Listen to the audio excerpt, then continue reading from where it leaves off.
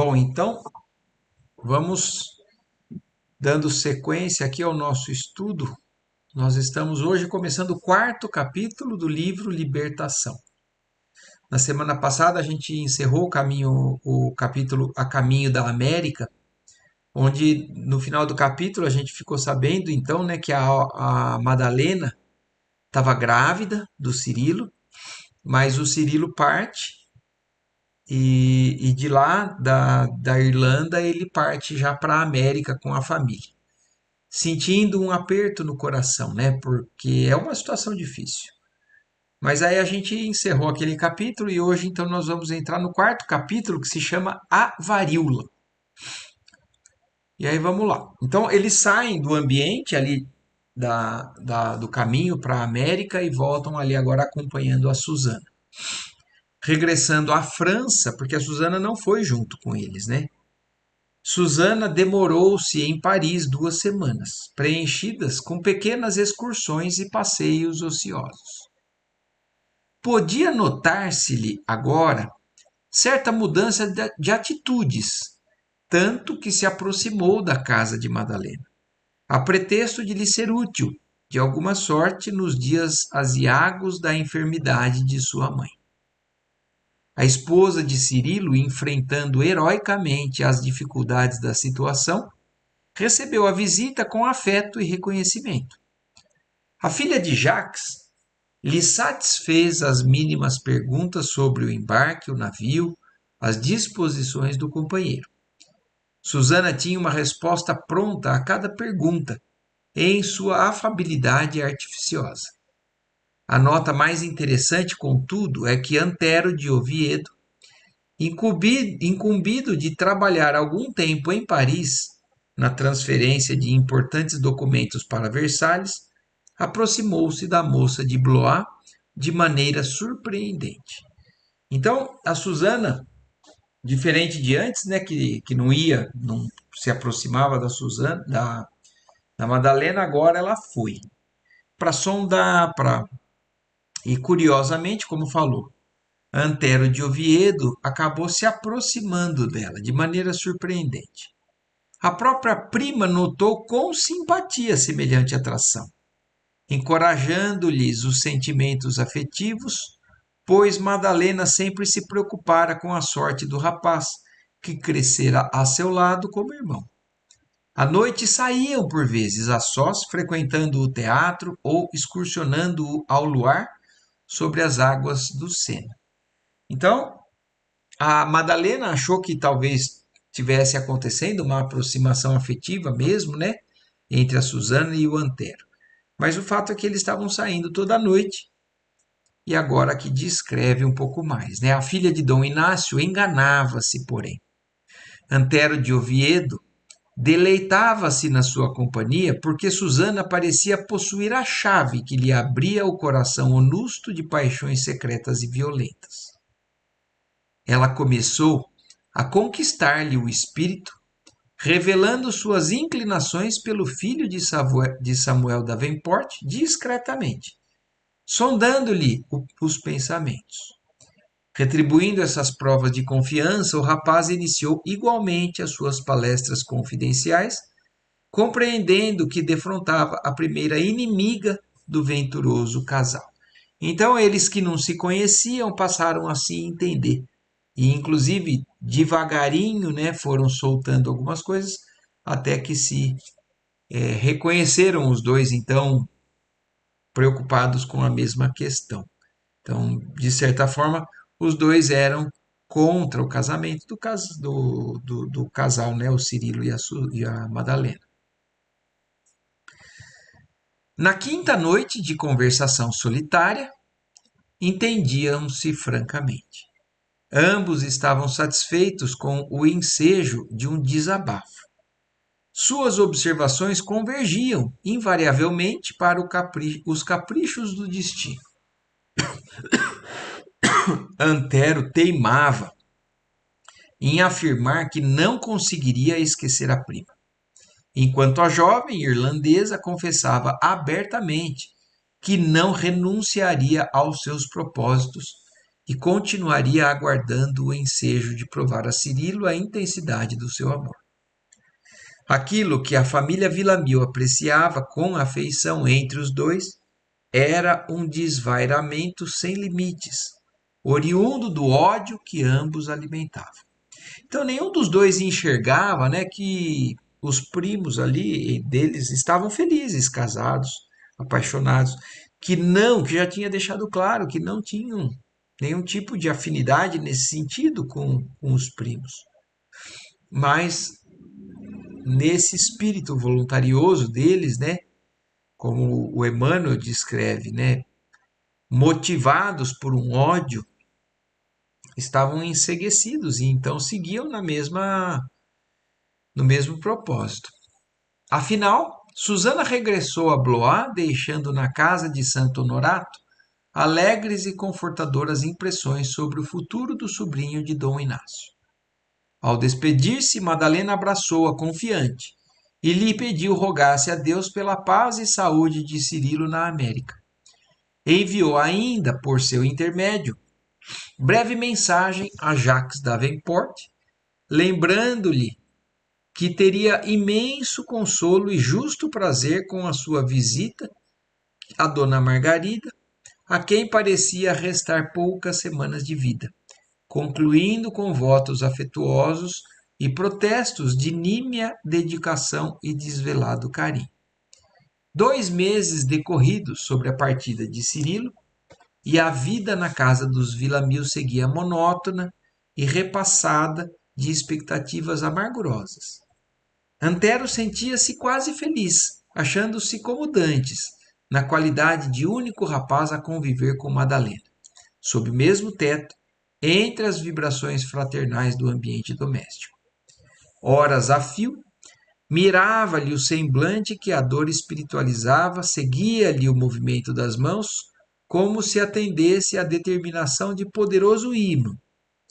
Experimentava imensos desvelos pela prima, e, no entanto, não se furtava ao ciúme violento, à paixão rude que o torturava de rijo, desde o dia em que ela se escapara nos braços esperançosos.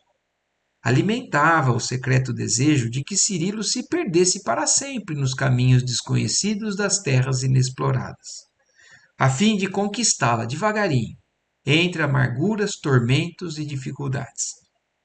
Confiava em que o rival não tornaria à Europa e que a prima, fatigada na luta, se lhe rendesse aos caprichos, aceitando-lhe o amparo mais tarde ou mais cedo nas reviravoltas do destino.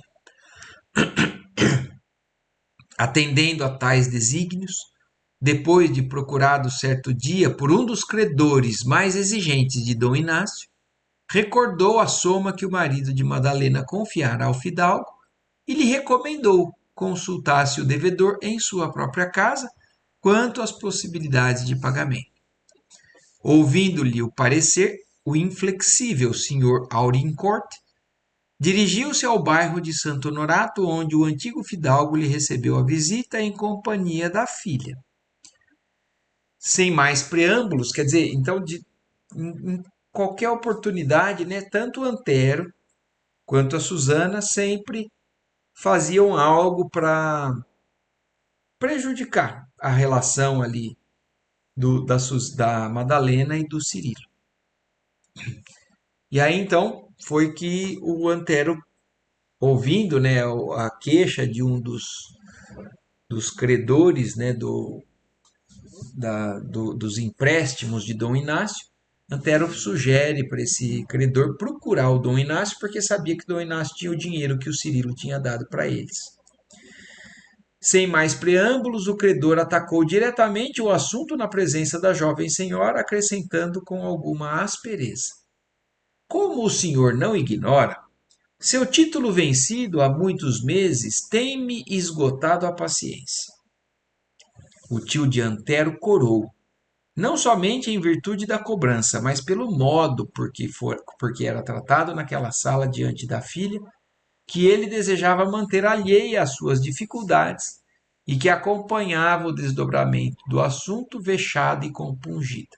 Então a Madalena não sabia, né, dessas dívidas do pai. E aí, então, ele responde: Compreendo a exigência, senhor Aurincor, retrucou o velho espanhol, perdendo o bom humor natural.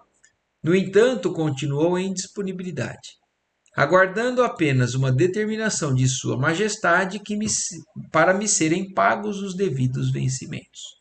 Então ele ainda aguardava receber do rei, né, da Sua Majestade. Sinto muito, tornou o credor, mas nada combinei com o soberano, e sim convosco. Não lhe podia emprestar dinheiro confiando em pessoas alheias. Confiei meus recursos à sua honra de fidalgo e não posso aceitar estes seus argumentos. Além do mais, espero as suas oportunidades há quanto tempo? A última frase, pronunciada em tom sarcástico, pairou no ar enquanto Dom Inácio, confuso, buscava em vão um novo motivo para justificar-se. Muito pálida, reconhecendo a perturbação do genitor, Madalena interrogou com serenidade e nobreza. Qual é a importância do título? 8.000 francos, respondeu o visitante. E a jovem senhora, com a expressão confortada de quem se achava em condições de atender à dignidade ferida, acentuou. Será razoável, meu pai, que o senhor resgate o título hoje mesmo. Entretanto, resmungou Dom Inácio, indeciso, refletindo se devia aceitar o oferecimento da filha. Cirilo e eu, continuou Madalena solícita, teremos prazer em que o senhor se utilize dos nossos recursos. Dom Inácio, que sempre encontrava um dito chistoso no seu proverbial bom humor, para enfrentar as situações mais difíceis, não sabia como dissimular a inquietação do sentimento paternal, mas, ante as palavras resolutas da filha e observando o cúpido olhar do credor, desapontado, não, do credor, demandou o interior doméstico, extremamente desapontado, e trouxe a quantia, recebendo o título de mãos trêmulas, depois de lançar à filha um olhar de sincero reconhecimento. Então ele acabou cedendo e foi buscar o dinheiro que o Cirilo deixou para eles para um caso de emergência, né, de uma necessidade, e acabou então pegando esse dinheiro porque a filha sugeriu para pagar essa dívida. Ao fim de 4 meses, após a partida de Cirilo, a situação doméstica era das mais penosas. Cresciam as obrigações forçadas dos aluguéis do velho prédio, as despesas com o lacaio e 2 servas, os dispêndios com o tratamento da enferma, as inadiáveis aquisições de gêneros e utilidades domésticas. Não obstante o auxílio de Antero, o quadro íntimo era formado de amargas apreensões.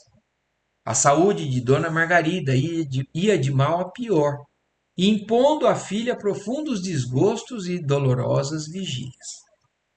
Certa vez em que mãe e filha comentavam as aperturas do lar, Dona Margarida lembrou 2 velhas amigas da infância, em ótima situação financeira. Eram as senhoras Josefina Fourcroy de Falguier e Alexandrina de Saint-Médard, que lhe haviam sido companheiras na meninice, nos dias formosos de pretérito em Toulouse. Quem sabe estariam dispostas a auxiliá-las com o empréstimo de algumas centenas de francos. Essa ideia acendeu muitas esperanças no cérebro cansado da enferma. Certo, ouvir-lhe-iam o apelo, ajudando-a naqueles angustiosas circunstâncias com a desejável discrição. Madalena ouviu as sugestões da genitora, que lhe pediu as procurasse em particular, consultando-as em seu nome, para que fossem atendidas as necessidades mais urgentes. Então, a dona Margarida, no desespero das necessidades, né, lembrou de 2 amigas de infância, achando que então a Madalena poderia pedir, em nome da mãe, porque a mãe não podia mais sair dali, essa ajuda financeira.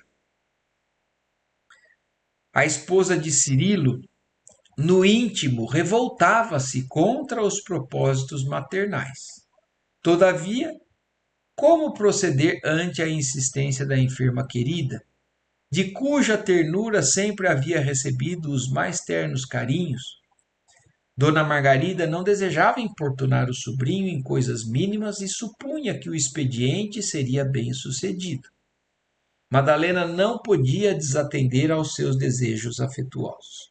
Então, a Madalena, apesar de não estar feliz com a ideia, para não desobedecer à mãe, ela foi atrás. Então, um dia pela manhã, demandou a Rua dos Nonais Deires e parou diante da Abadia dos Celestinos, em cuja vizinhança se levantava a residência aristocrática de Madame Falguier, que a recebeu depois de largo movimento de criados arrogantes em face dos seus trajes modestos. Expôs, humilhada e receosa, o motivo da visita. E, no entanto, as maneiras tímidas e sinceras não comoveram a dona da casa, que respondeu altivamente: Lamento muito não poder servi-la, pois há de reconhecer que sua mãe é apenas minha conhecida de tempos remotos. E não existe entre nós credenciais de intimidade que justifiquem qualquer apelo a meu marido em seu favor.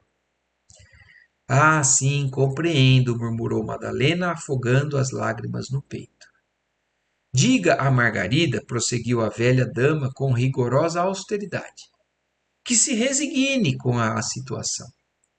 Quanto a mim, é preciso que ela saiba que, se fui bafejada por um casamento feliz, tenho a vida repleta de grandes dissabores. Se os pobres padecem com as necessidades, os abastados sofrem muito mais com as obrigações. E depois de um olhar impiedoso e severo para com a visitante humilhada, acentuou: Além disso, você está moça, e não será difícil arranjar trabalho. Que quer minha filha? São as contingências da sorte. Há muitas casas nobres à procura de governantas. A moça ruborizou-se. Não saberia dizer se a emoção lhe provinha da dignidade ofendida, se da extrema vergonha que lhe cobriu o coração. Quis lançar-lhe em rosto a repugnância de sua descaridosa atitude, que a sua descaridosa atitude lhe causava, mas limitou-se a responder: De qualquer modo, senhora, minha mãe e eu lhe ficamos reconhecidas. Deus permita que nunca venha experimentar nossa angústia. Então ela ficou extremamente envergonhada, né? Mas agradeceu, não foi grossa e saiu, né? A senhora Falguier esboçou um sorriso intraduzível e Madalena saiu tomada de repulsa, quase em desesperação. Em plena rua, enxugou as lágrimas e refletiu se deveria procurar a senhora Saint-Médard, à vista do insucesso da primeira tentativa. Experimentou sincero desejo de furtar-se à nova humilhação, mas recordou as lágrimas da mãezinha doente, quando rememorava os antigos tempos de alegria com as inovidáveis companheiras da infância em Toulouse. Dona Margarida estava tão confiada na sua afeição sincera que a esposa de Cirilo considerou praticar uma falta se deixasse de ir até o fim. Então, também, mais uma vez, por respeito e consideração à mãe, ela não se sentia em condições de desobedecer, de fingir, de mentir. Então, ela teria que ir procurar essa segunda pessoa. Mergulhada em profundas cismas, então concluiu que tudo deveria fazer por amor à genitora. Possivelmente a outra amiga seria mais condescendente e razoável. Nessa esperança, procurou outra casa elegante nas proximidades do mesmo local. Anunciada por lacaios solícitos, foi recebida numa antessala luxuosa por velha senhora que, pelos modos, parecia mais rígida e protocolar que a primeira. Só então a filha de Dom Inácio pressentiu que a experiência ali talvez lhe fosse mais dolorosa. Então, o que no começo ela achou que era uma boa esperança. Aí chegando lá na frente da pessoa, ela já viu que realmente poderia ser pior do que da primeira vez. No seu natural acanhamento, expôs o motivo da visita. Mas a senhora de Samedar, fixando-a com estranheza, falou com ar escarninho. Ah, recordo-me sim, você é a Madalena, pois não? Para servi-la, minha senhora. Você já leu, porventura, uns versos de Sr. La Fontaine sobre a cigarra e a formiga? Madalena estranhou a pergunta, mas na ingenuidade de que repousara com boa fé, guardando no coração sinceridade cristalina, retrucou sem a menor preocupação. Sim, mas que deseja dizer com isso? Pois diga a dona Margarida, continuou a senhora de Saint-Médard com profunda ironia, que ela e Dom Inácio muito cantaram em Granada e que é justo dançarem agora em Paris. Madalena ficou lívida. Na primeira porta encontrara fria altivez. Na segunda, escárnio cruel. Contemplou a interlocutora com o pranto a lhe saltar dos olhos e exclamou: Passe bem, senhora. Desceu a escada à pressa, com as ideias em torvelinho. Atravessou o jardim e viu-se em plena rua, sem se deter na observação de coisa alguma. As lágrimas molhavam-lhe o rosto, ao passo que em seu coração furiosa tempestade de revolta abafava-lhe os sentimentos. Onde guardava as forças morais para não revidar o insulto execrável? Então, no íntimo, né, da Madalena, que na verdade é a Alba Lucínia, né, do livro 50 anos depois. Como a gente sabe, a Alba Lucínia, apesar de algum progresso, né, de algumas conquistas morais, ela ainda também não era um espírito superior. Ela ainda tinha muita coisa ali para conquistar. Então, naquele momento, ela sentiu, né, um impulso ainda, uma revolta, e estava se questionando onde encontrar forças morais para não revidar a um insulto desses. Percorria ruas e praças a pé automaticamente, engolfada na repulsa que lhe dominava o espírito. Na imaginação exacerbada, via a velha genitora, quase agonizante, a confiar nas afeições falazes e o pai decrépito, sem energias para defender o lar da ironia dos ingratos. Se as suas lágrimas eram de amargura, originavam-se muito mais na humilhação dos melindres filiais. Ao dobrar uma esquina, porém, num recanto solitário, deparou-se-lhe um nicho da tradicional devoção popular, que lhe chamou a atenção. Então, uma igrejinha, né? Inexplicavelmente sentiu súbita necessidade de orar, de maneira a afugentar os pensamentos de revolta e amargor. Encaminhando-se ao oratório da fé pública, e viu a imagem de Jesus crucificado, simples, sem adornos, apenas encimada por minúsculo teto de madeira que resguardava a obra de arte das intempéries. Contemplou enlevada como nunca a relíquia do povo e orou, através do véu de lágrimas, pelas chagas sangrentas e pela coroa de espinhos que pendia da fonte dilacerada. Como simples criatura anônima, ajoelhou-se no pó da via pública, invocando a proteção do Cordeiro de Deus que tira o pecado do mundo. Nesse momento em que se humilhava, qual jamais fizera em ato de contrição religiosa, a filha de Dom Inácio experimentou uma sensação de consolo que jamais conhecera em tempo algum. Então, a gente lembra, né, que a Alba Lucínia não é do mesmo nível da Célia, né, que estava sempre confiante em Deus. Mas aqui nesse momento, nesse trecho, mostra que ela, passando por uma dificuldade como essa, ela acabou entrando na igreja e humildemente fez uma oração sincera, né? E diferente de como o Emmanuel descreveu, né? como nunca tinha feito. Olha lá. Dir-se-ia que sua alma sofredora assinalava a presença de um anjo invisível aos olhos mortais a passar-lhe as mãos pela fronte com suavidade cariciosa. Doces emoções da maternidade enlevaram-se-lhe do coração ao cérebro. A consciência parecia dilatada a uma esfera de compreensão divina. Ao bafejo da energia desconhecida, chegava a conclusões rápidas e profundas. A dor não mais a humilhava, antes lhe engrandecia o coração. Então, naquele ímpeto, naquela intuição e instinto de procurar ajuda através da oração numa igreja, ela realmente sente que algo já se transforma naquele sentimento que antes era de revolta. Agora ela não via mais humilhação, mas algo que ajudava ela a crescer. Então falava-lhe no imo da alma em vibrações de suave mistério.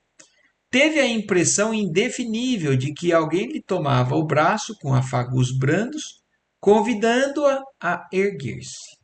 Nunca soubera pensar em Cristo como naquela hora inesquecível. Então, olhem, isso já é um passo desse espírito, né?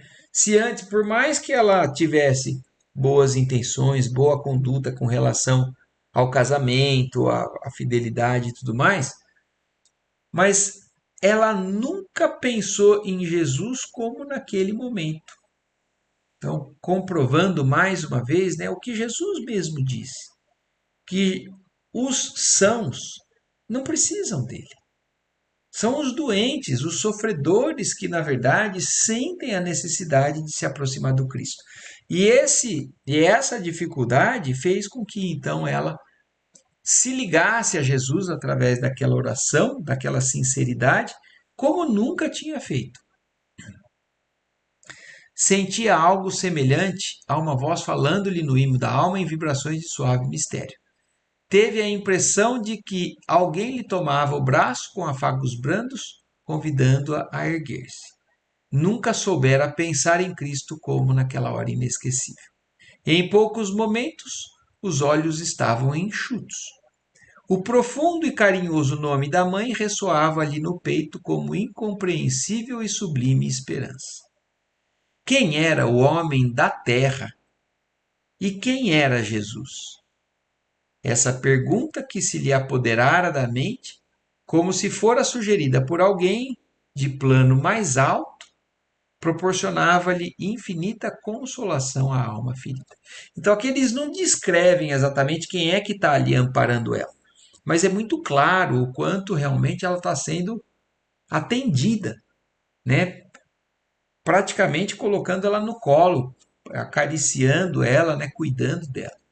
Então ela começou até, inclusive, ter inspiração sobre que era aquele sofrimento dela comparado ao sofrimento de Jesus. As angústias do dia se desvaneceram com um incidente fugaz. Os algozes do Cristo deviam ter sido muito mais cruéis que as senhoras de Falguier e de Saint-Médard, que não passavam, aliás, a ajuizar por sua conduta, de duas mulheres ignorantes e orgulhosas a abusarem das possibilidades do mundo. E que era a sua mágoa comparada à do mestre que se imolara pelos pecadores? Sofria muito naquela hora em retribuição aos carinhos e dedicações maternais. Mas Jesus aceitara o madeiro por amor aos bons e aos maus, aos justos e aos injustos. Beijou então comovidamente a pequena cruz e encaminhou-se para casa, sentindo-se amparada por uma força invisível que jamais conseguiria definir. Abraçando a mãezinha doente, sentiu que era indispensável mentir para confortar, esconder a verdade dura de modo a não abrir chagas mais cruéis.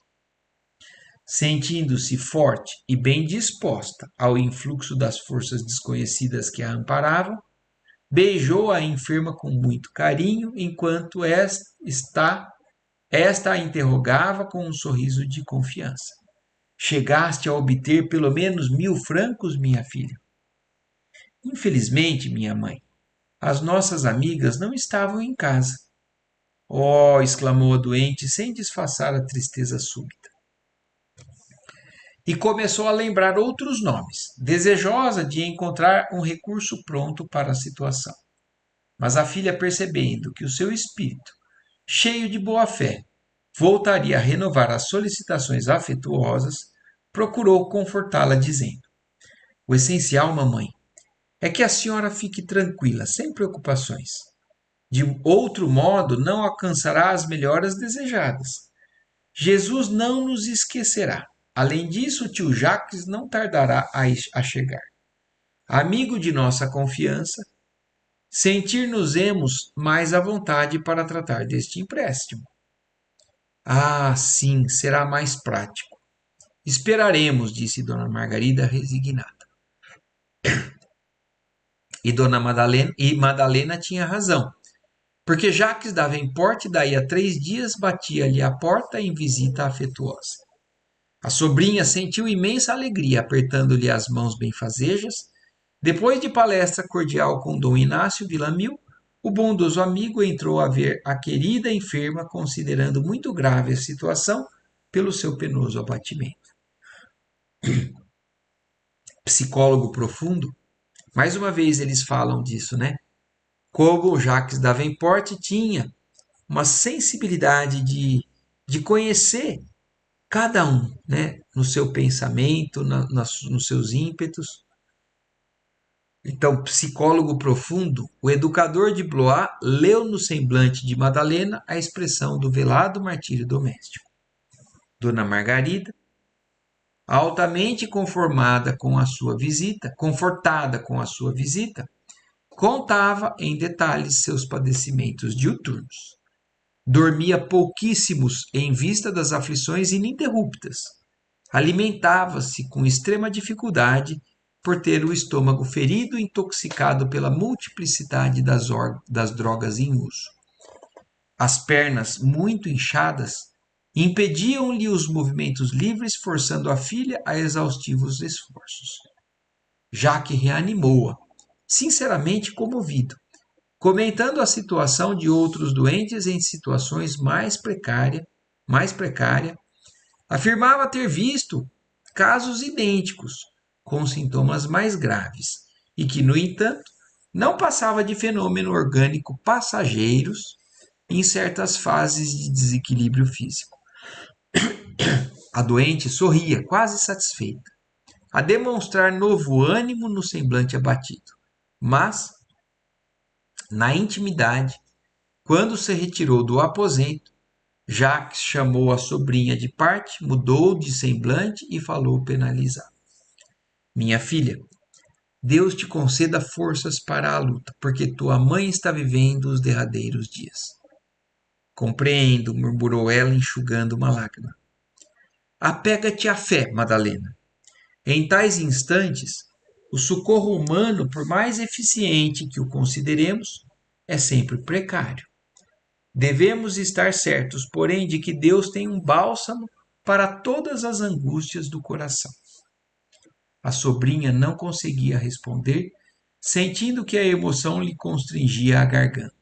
Mas, penetrando as necessidades mais sutis e longe de ferir o coração da filha, com expressões menos generosas, o carinhoso amigo acrescentou: Madalena, Cirilo me recomendou, no último encontro em Blois, te trouxesse 500 escudos, que representam velha dívida minha para com ele. Guarda-os. Nesse transe, não faltará ensejo de os empregar utilmente. E ele nem sabia, né? Então, que elas estavam precisando de dinheiro. Mas sabia que estavam passando por necessidades, dificuldades.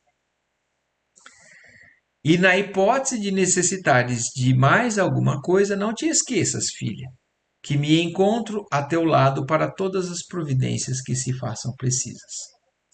A filha de Dom Inácio recebeu os 1.500 francos da lembrança generosa, imensamente comovida.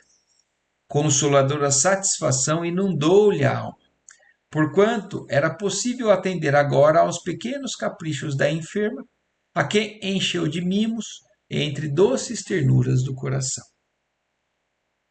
Jacques esperou no dia seguinte o senhor Dupont, com quem se, com quem se manteve em demorada conferência.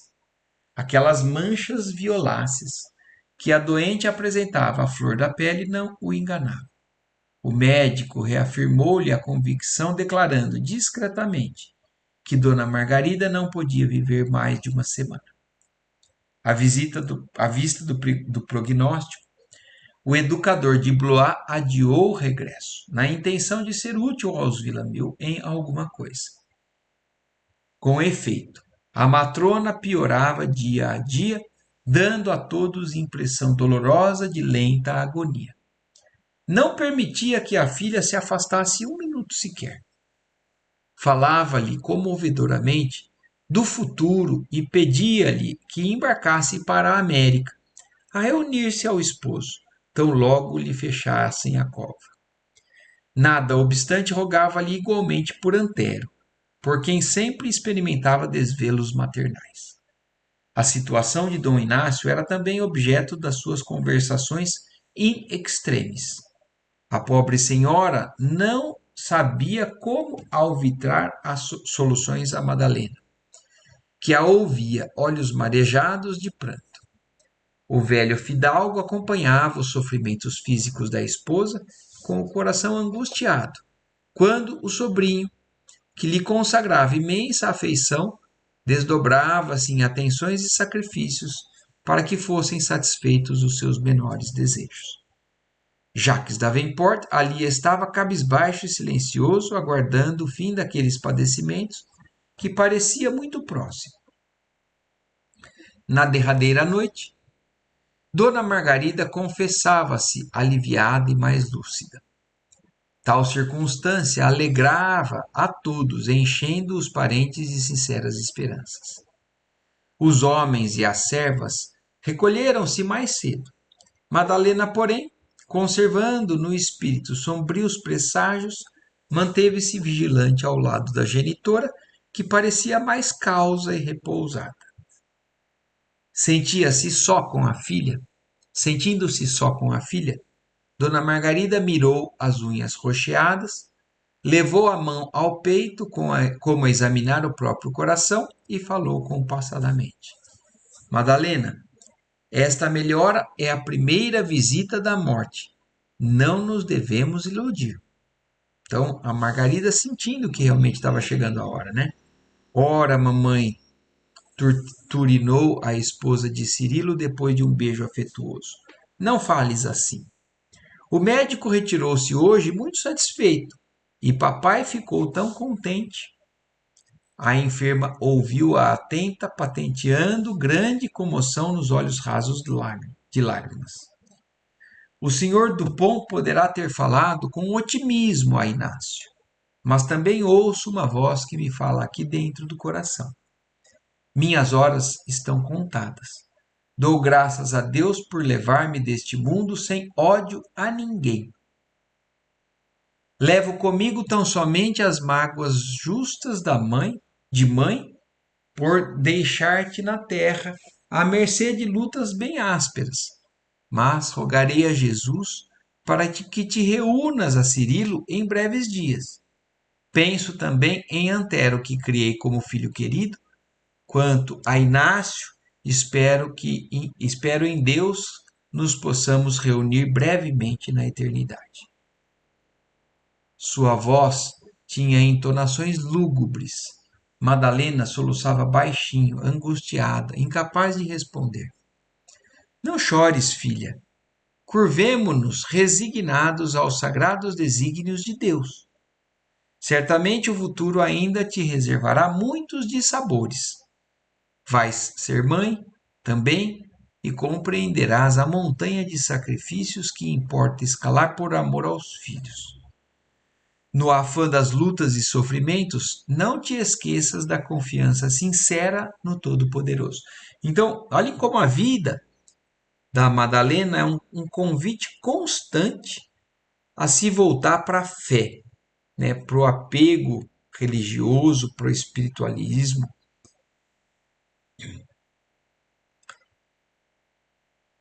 Toda mulher, e mormente todas as mães, precisam compreender o valor da renúncia, da caridade, do perdão. O caminho do mundo está cheio de malfeitores.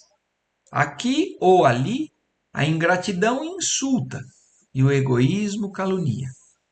Somente a fé pode proporcionar o escudo indispensável à alma ansiosa e ferida. Nunca percas a fé, minha filha, ainda que os padecimentos sejam os mais duros. Recorda a mãe de Jesus em seus martírios e resiste às tentações. Depois de longa pausa para tomar fôlego, continuou com visível emoção. Deus é testemunha de que eu muito desejava recuperar a saúde para esperar o fruto do teu amor, envolvendo-o nos meus carinhos de avó. Mas o Senhor certamente tem outros desígnios. Então, aqui também, mais uma vez, mostrando, né, no caso da Dona Margarida, a entrega perfeita, né, nas mãos de Deus. Então, deseja algo, mas aceita, acata, qualquer que seja o desígnio divino. Ouvindo a terna observação, Madalena murmurou em lágrimas: O céu nos restituirá a alegria, minha mãe. Ficarás junto de mim por todo sempre. Ainda esta noite, prosseguiu Dona Margarida com ternura, sonhei que minha mãe vinha buscar-me. Apareceu como nos meus tempos de criança, a brincar descuidada às margens do Garona. Ela chegou muito meiga, tomou-me nos braços e perguntou depois de um beijo, por que me havia demorado tanto longe dos seus carinhos. Ah, deve haver uma estância além desta, onde nos encontremos com os mortos bem-amados. A vida é mais bela e infinita do que supomos. Deus, que nos uniu nas estradas do mundo, não poderá separar-nos para sempre. A voz tornara-se melancólica, arquejante. A evocação do sonho pareceu transportá-la a divagações diferentes. Nos olhos muito brilhantes pairavam reflexos de luz extraterrena. A filha acompanhava-lhe a mutação fisionômica com um misto de ternura e dor indescritíveis. Recordava-lhe os sacrifícios domésticos e o heroísmo maternal que o mundo não conhecera. Lembrava suas cartas afáveis e consoladoras ao tempo do internato. Ela, que conhecia as leviandades do pai e as dificuldades em que viviam, sempre notava que a genitora nunca tivera uma palavra de blasfêmia ou falsa virtude em toda a sua vida. Madalena, continuou Dona Margarida, com a mesma emotividade. Se Deus te mandar uma pequenina, dá-lhe o nome de Alcione, em memória da minha mãe.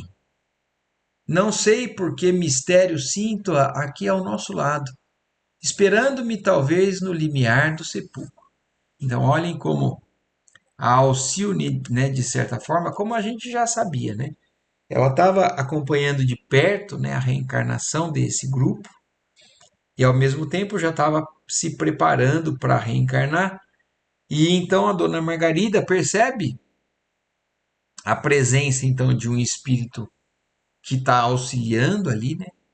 E por inspiração ela também pede para que a Susana não, a Madalena, coloque o nome na sua filha.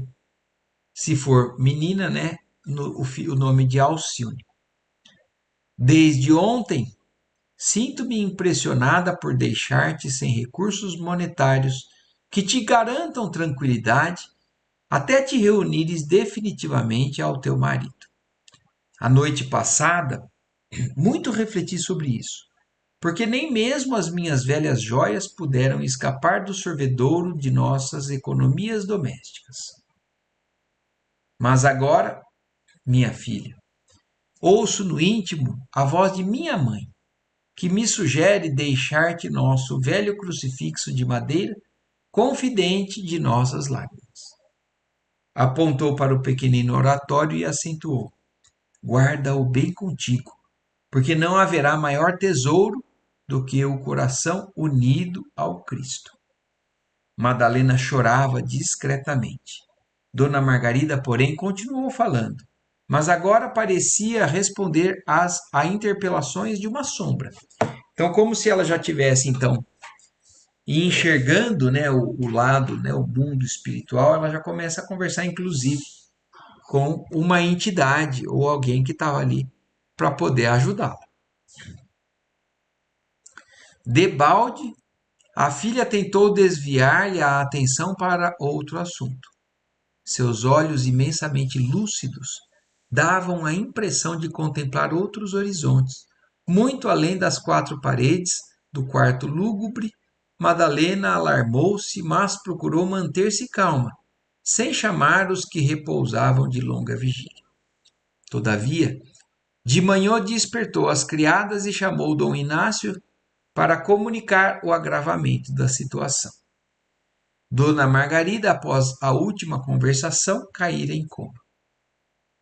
Raiara a manhã em dolorosas perspectivas.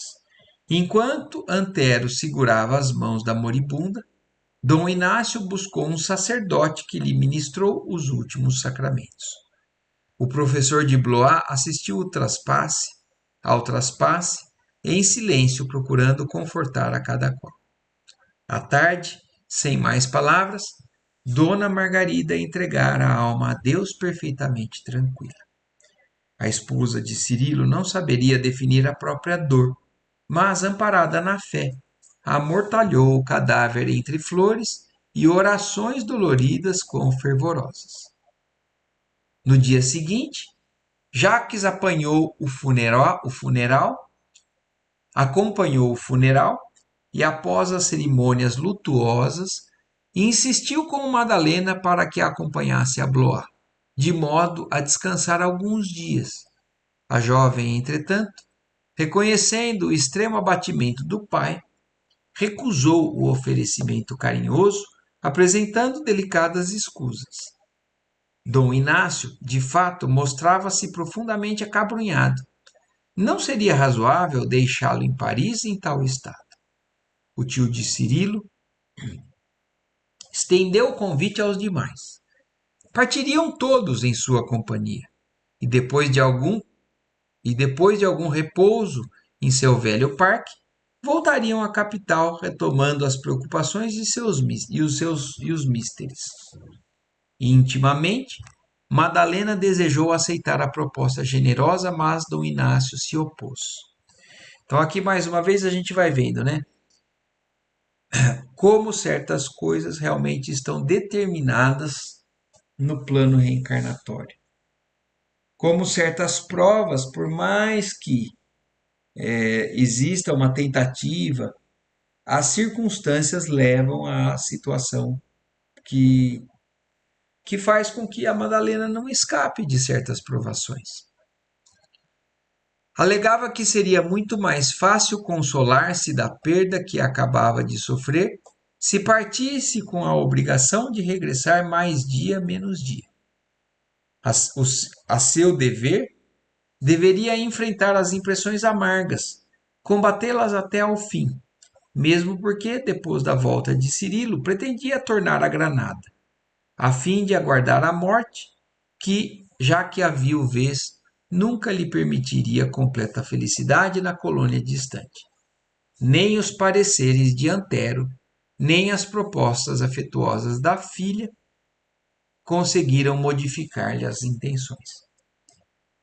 Foi assim que Jacques Davenport regressou ao lar, daí a 2 dias, com a promessa de Antero de conduzir a prima a Blois, tão logo chegassem a um acordo com Dom Inácio. Então, por conta de Dom Inácio, eles não aceitaram a oferta de Jacques Davenport de irem juntos a Blois, para poderem ficar ali cuidados e tudo mais. Então, Dom Inácio se assim limitou ali ao local. O velho educador, na intimidade, foi mais explícito com o rapaz. Insistia nos seus propósitos, porque desejava que Madalena tivesse a criança em casa dele. Antero demonstrou acatar-lhe o desejo. Nada obstante o ciúme feroz que lhe roía o coração, e assumiu o compromisso de acompanhá-la daí a 2 meses. Então, o Jacques tinha, na verdade, a intenção que o filho, né, a filha da Madalena nascesse lá em Blois. E pediu a Antero mesmo se mordendo por dentro, né, se compromete com isso. Sentindo-se profundamente só, após o falecimento da mãe, Madalena Villamil repartia a existência entre os deveres domésticos e as orações, na casa enlutada e silenciosa. Entretanto, não havia decorrido 1 mês sobre o triste desenlace quando a residência de Santo Honorato passou a partilhar das angústias imensas que começavam a pesar sobre a população parisiense. Deixa eu ver se eu avanço mais um pouquinho aqui. Não, vou parar por aqui, porque agora realmente mostra, né, que a vida está conduzindo, mesmo com a morte da Margarida, da dona Margarida, porque seria só por conta disso que inicialmente a Madalena teria ficado, não acompanhado o Cirilo para a América. Mas agora mesmo a dona Margarida desencarnando, o pai se opõe e agora outro problema acontece ali, recai sobre a casa de Santo Honorato, que é justamente o título do capítulo, né, a varíola. Então, uma epidemia, né, uma pandemia praticamente ali com relação a essa doença que iria estourar nessa década ali, né, nessa era da história, ali em Paris, na Europa. Mas aí eu vou deixar para a semana que vem para a gente entrar aí nessa nova situação que vai se formando. Certo? Combinado, Marco. Então, aí na semana que vem a gente retoma aqui a partir do item 23. Perfeito. A gente está vendo como as situações da vida, né, realmente vão impondo provações para Madalena, para o Cirilo, né, e mesmo independente do uso, né, inadequado do livre-arbítrio, tanto por parte de Susana quanto por parte do Antero, mas a vida mesmo vai conduzindo a umas situações de provas para que eles pudessem crescer espiritualmente, como a gente tem que encarar as dificuldades da vida, né? Não como castigos, não como azar, né?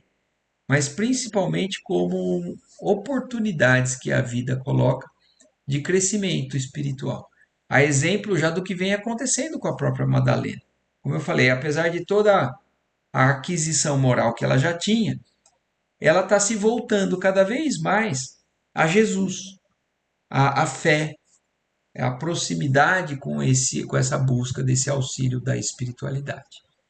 E isso vai transformando os espíritos numa encarnação, né? Por, por meio das dificuldades. Mas o que importa é o resultado, é a consequência naquele espírito, que é realmente um progresso, um avanço para aquela alma lá que ainda tem pontos a serem trabalhados, certo? Certinho. Maravilha. Então, agradecemos a Deus aqui mais uma vez a oportunidade. Uma ótima noite para vocês, uma ótima semana. Ótima noite, Marco. Tchau, tchau. Obrigada.